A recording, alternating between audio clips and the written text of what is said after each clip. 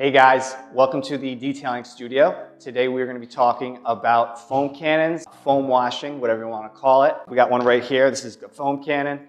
And a lot of people ask us why we do this, what are the benefits, pros and cons, and today we're going to go over that and show you what it's all about. So let's dive right into it. So the main purpose behind foam washing is to reduce the amount of swirling type scratches that can be put into your paint during the wash process.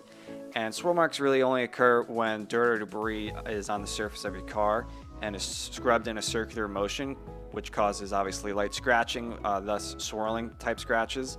And the foam really helps lift dirt and debris off the surface of the car without causing abrasion or scratching. And not only that, but the foam acts as a barrier between the wash mitt and the paint, reducing the risk of swirl marks. All right, so the first step, we need to get all of our materials ready. Obviously, to wash down a car with soap, you need soap. So here we got Mr. Pink by Chemical Guys. Also, we got here another Chemical Guys brand, and it's their ceramic line. Not a lot of suds in this because we're really just focusing on putting ceramic on the vehicle.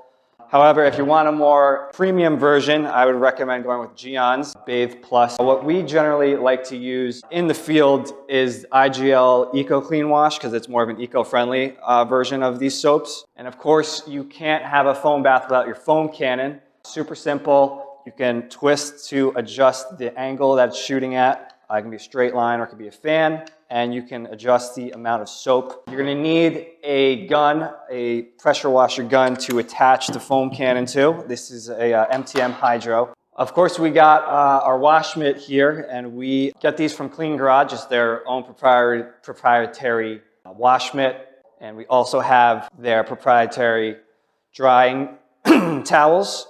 Coming over to our other microfibers, we like to follow up our drying towels with this guy. It's a plush microfiber, again, from Clean Garage. And last but not least, you're gonna need a bucket. Home Depot bucket works fine. A bucket's a bucket, but you will need a grit guard, which lays on the bottom of your bucket.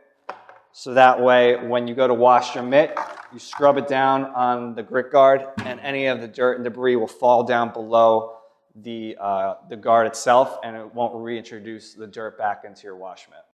And of course, we can't forget about our pressure washer here. We got a Kranzel 2020T with a 50-foot reel. The first step before giving our car a good foam bath is to rinse it down with our pressure washer. This will remove any loose dirt from the surface of your car, making the washing process much easier, as well as reducing the risk of swirling and scratching further. Next, get your soap ready, and we like to use a 10-to-1 ratio. Now that we're all set, we'll give the car a nice even spray down.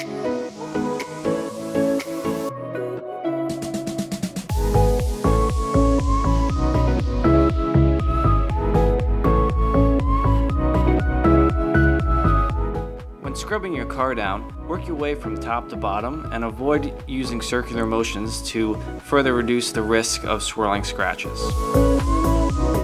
Now let's give it one last spray down.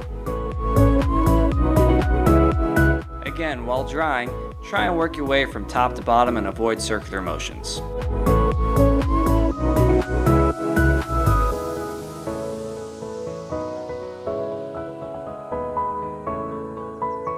Just like that, we've achieved a beautiful scratch-free wash.